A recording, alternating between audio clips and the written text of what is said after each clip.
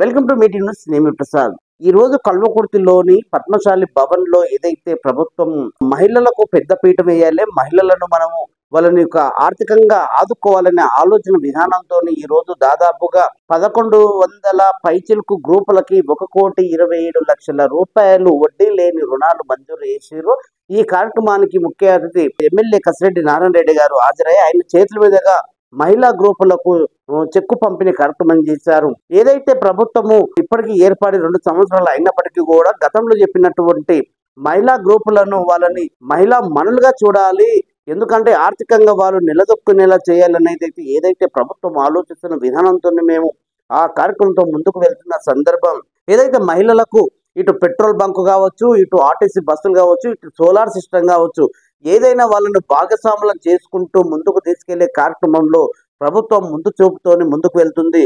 అట్లాగే గత ఒక 6 నెలల కింద కూడా దాదాపు 1 కోటి పైచీలకు కూడా వడ్డీ లేని రుణం కూడా వాళ్ళకు అందజేసిన కార్యక్రమంతో రెండో దఫా కూడా అదే దాదాపు 1100 పైచీలకు ఉన్న గ్రూపులకి 1,27,00,000 రూపాయలు మంజూరు చేసిన స్థానిక ఎమ్మెల్యే కసిరెడ్డి నారాయణ రెడ్డి గారు ఈ కార్యక్రమంలో ఉద్దేశించి మాట్లాడుతూ రాష్ట్ర ముఖ్యమంత్రి యనమల రేవంత్ రెడ్డి గారు మహిళా మనులని చాలా ఉన్నత శిఖరాలకు ఎదగాలనే ఆలోచన విధానంతో ముందుకు తీసుకెళ్తున్న కార్యక్రమం చూస్తున్నాం. అట్లాగే ప్రతి కార్యక్రమంలో, ప్రతి అభివృద్ధి కార్యక్రమంలో మహిళలను భాగస్వాములు చేసుకుంటూ ముందుకు వెళ్తున్న మా ముఖ్యమంత్రి యనమల రేవంత్ రెడ్డి గారి ఆలోచన ఒక ముందు చూపుతోని కుటుంబం బాగుండాలంటే ఒక కుటుంబంలో కుటుంబ పెద్ద బాగుండాలి. ఆ కుటుంబం పెద్ద అంటే ఏదైతే మహిళకు ఏదైతే మనం కొన్ని నిధులు ఏదైతే వాళ్ళకు కొంచెం పెద్దపీట వేసుకుంటా ఉంటే ఆ కుటుంబం మొత్తం కూడా ముందుకు వెళ్ళే కార్యక్రమం చూసుకున్నట్టు ఉంటుంది.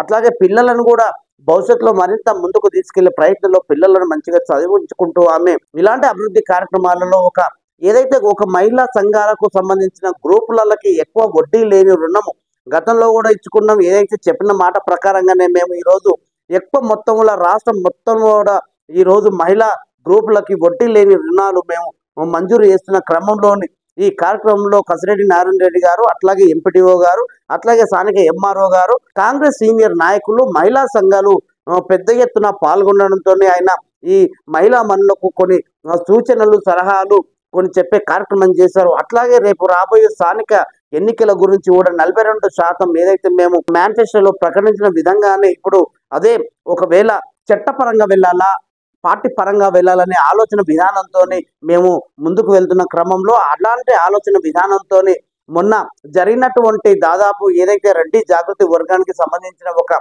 మాధురెడ్డి అనే పర్సన్ వెళ్ళి దాదాపు కోర్టులో పిటిషన్ వేయడంతో స్థానిక ఎన్నికలు ఆగిపోయినాయి. అదే తరుణంలో మళ్ళీ మేము ఒక కేబినెట్ సమావేశం ఏర్పాటు చేసుకొని పార్టీ పరంగా మనము 50% తగ్గకుండా 42%తో బీసీలకు మనము రేపు పార్టీ పరంగా ముందుకు వెళ్ళాలనే ఆలోచన విధానంతో కూడా స్థానిక ఎమ్మెల్యే కసిరెడ్డి నారాయణ రెడ్డి గారు కూడా 42% మీద రేపు జరగబోయే స్థానిక ఎన్నికలకు ఆయన మొత్తం మీద రేపు అతి త్వరలో స్థానిక ఎన్నికలు ఉంటాయని ఆయన చెప్పారు. అట్లాగే రాష్ట్ర ప్రభుత్వం మహిళా మనులకు 1 కోటి చీరలు పంపిణీ కార్యక్రమంలో పెద్దపీట వేసుకుంటున్న తరుణంలో ఒక రకంగా చెప్పాలంటే మహిళలకు పెద్ద ఎత్తున కూడా చీరల పంపిణీ కార్యక్రమం చాలా సక్సెస్ఫుల్ గా ముందుకు వెళ్తున్న కార్యక్రమం చూస్తా ఉన్నాం. అదే కార్యక్రమం ఈ రోజు కూడా అక్కడక్కడ కొన్ని ఏరియాలో కూడా ఈ చీరల పంపిణీ కార్యక్రమం జరుగుతున్న తరుణం చూస్తా ఉన్నాం. అట్లాగే ఈ రోజు పద్మశాలి భవన్ లో జరిగినటువంటి ప్రభుత్వ కార్యక్రమానికి హాజరైనటువంటి మన ఏదైతే ఎమ్మెల్యే కసిరెడ్డి నారాయణ రెడ్డి గారు పలు విషయాల మీద సూచనలు, సలహాలు మహిళా మనులకు పెద్ద ఎత్తున కూడా మీరు ఇంకా ముందుకు వెళ్ళాలి, ముందు చూపుతో వెళ్ళాలి, ఎందుకంటే భవిష్యత్తులో బాగుండాలంటే ఇప్పటి నుంచి మీరు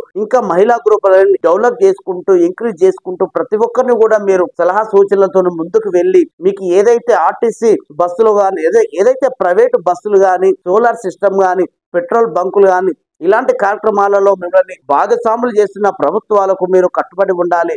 ప్రభుత్వాన్ని యనమల రేవంత్ రెడ్డి గారు చేసిన సేవా కార్యక్రమంతో మీరు ముందు చూపుతూ ఆలోచించి ఈ ప్రభుత్వాన్ని ప్రోత్సాహకరంగా ఉండాలి అనే విధంగానే స్థానిక ఎమ్మెల్యే కసిరెడ్డి నారాయణ రెడ్డి గారు పలు సూచనలు, సలహాలు చెప్పుకొచ్చారు. సో ఆయన మాటల్లో కొన్ని విషయాలు మనం తెలుసుకునే ప్రయత్నం చేద్దాం. ఓకే, ఈ రోజు రాష్ట్ర వ్యాప్తంగా వడ్డీ మహిళా సమైక్యలు ఏదైతే బ్యాంకులలో లోన్ తీసుకొని యూనిట్స్ డెవలప్ చేసుకున్నారో ప్రభుత్వం ఎంకరేజ్ చేస్తూ ఉంది.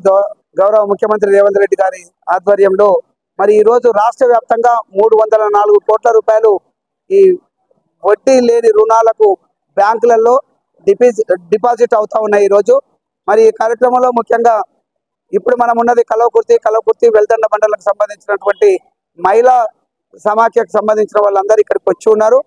మరి వారికి 1186 సంఘాలు ఇక్కడ ఉంటే దాంట్లో 1,27,00,000 రూపాయలు వెల్దండ కల్వకుర్తికి సంబంధించి మరి ఈరోజు వాళ్ళకు ఆ బ్యాంక్స్లలో డిపాజిట్ అవుతా ఉంది.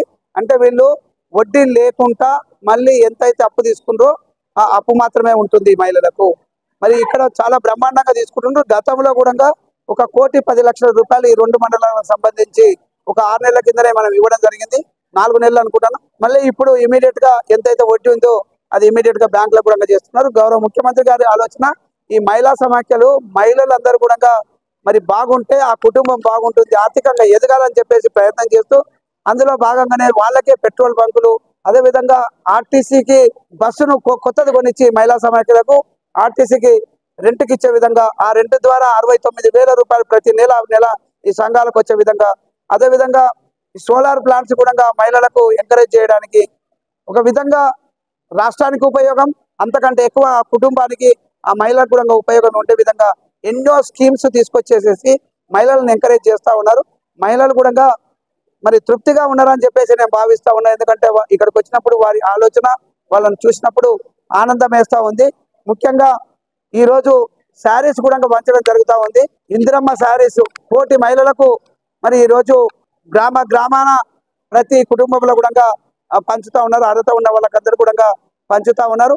అది కూడా ఈ గవర్నమెంట్ తరఫుకి వెళ్ళి వాళ్ళే చూస్తూ ఉన్నారు. ఏ లీడరో ఎవరో కూడా ఇందులో ఇంటర్ఫియర్ అవ్వట్లేదు. అన్ని విధాలుగా మహిళలను ధనవంతులను చేయాలి, కోటీశ్వరులు చేయాలనేది ముఖ్య ఉద్దేశంతో గౌరవ ముఖ్యమంత్రి రేవంత్ రెడ్డి గారు తీసుకెళ్తా ఉన్నారు. కాబట్టి మరి దీన్ని ఇంకా ముందు కొనసాగించాలి. నా ఆశయం మరి ప్రజలందరూ కూడా నాకు కూడా ఓట్లేసి గెలిపించారు కాబట్టి వాళ్ళందరూ మహిళలు ముఖ్యంగా కోటీశ్వరులు కావాలి కల్వకుర్తిలో కూడా అని చెప్పేసి నేను భావిస్తా ఉన్నాను. స్థానిక ఎన్నికల గురించి ఈ ఎలక్షన్స్ అయినప్పుడే పెట్టాలని చెప్పేసి ఆలోచన ఉన్నా కూడా బీసీలు ఎక్కువ శాతంలో ఉన్నటువంటి రాష్ట్రంలో బీసీలకు 42% రిజర్వేషన్ ఇవ్వాలని చెప్పేసి ముఖ్యమంత్రి గారు అదేవిధంగా కాంగ్రెస్ పార్టీ నిర్ణయం తీసుకొని ముందుకు తీసుకెళ్లినారు. అందులో అసెంబ్లీలో పెట్టి కూడా బిల్ పాస్ చేసేసి గవర్నర్ తోటి కూడా చేయించేసేసి కేంద్ర ప్రభుత్వానికి పంపిస్తే అది పెండింగ్ లో పెట్టిండ్రు. కోర్టులో కేసులు కూడా వేసిండ్రు. ఈ రోజు తుది తీర్పు కూడా ఉంది. అయినా కూడా ఇప్పటికే 2 సంవత్సరాలు అయిపోతుంది కాబట్టి మరి ఎలక్షన్స్ పెట్టాల్సిన ఆవశ్యకత ఉంది. కాబట్టి ఇక్కడ గ్రామాలలో ఇబ్బంది అవుతుందనే ఉద్దేశంతో మళ్ళీ ముఖ్యమంత్రి గారు తీసుకున్నటువంటి నిర్ణయం, క్యాబినెట్ తీసుకున్నటువంటి నిర్ణయం మీద డిపెండ్ అయి ఉంటుంది. ఈ రోజు మళ్ళీ క్యాబినెట్ లో కూడా చర్చించి బహుశా ఎలక్షన్ షెడ్యూల్ కూడా ఇవ్వాలని చెప్పి కోరుతారని చెప్పేసి నేను భావిస్తా ఉన్నా. 42% రిజర్వేషన్ బీసీలకు పార్టీ తరఫుకెళ్ళి ఇచ్చే విధంగా మరి ఆ క్యాబినెట్ నిర్ణయం తీసుకోవడం జరుగుతుందని చెప్పేసి నేను అంటే పార్టీ నిర్ణయం తీసుకోవడం జరుగుతుందని చెప్పి నేను భావిస్తా ఉన్నా. ఎందుకంటే పార్టీ చీఫ్ రాష్ట్ర చీఫ్ మహేష్ గౌడ్ గారు ఉద్దేశం కూడా అదే ఉంది, గౌరవ ముఖ్యమంత్రి గారి ఉద్దేశం కూడా అదే ఉంది. పార్టీ తరఫుకెళ్ళి ఒకవేళ మనం బిల్లు పాస్ అయ్యి ఇవన్నీ రాలేని పరిస్థితి ఉన్నప్పుడు తప్పనిసరిగా చేయాలని అనుకున్నటువంటి ఆలోచన ఉంది. కాబట్టి బీసీలను ఎంకరేజ్ చేయాలి, వాళ్లకు ప్రోత్సాహం ఇవ్వాలి. వాళ్ళకు కూడా సర్పంచులు, ఎంపీటీసీలు, అదేవిధంగా జెడ్పీటీసీలు, వార్డు మెంబర్స్ నుంచి వారికి ఎక్కువ శాతం వారికి వచ్చే విధంగా పార్టీ నుంచి కృషి చేయాలని చెప్పేసి ఆలోచన వారికి ఉంది. మరి ఈ రోజు రేపు తప్పనిసరిగా ఆ నిర్ణయం కూడా వస్తుంది. కాబట్టి మరి ముఖ్యంగా బీసీల తరఫుకెళ్ళి గౌరవ ముఖ్యమంత్రి రేవంత్ రెడ్డి గారు, మహేష్ గౌడ్ గారు పోరాడుతూ ఉన్నారు. వారికి న్యాయం జరిగే విధంగా చూస్తారని చెప్పి నేను భావిస్తాను.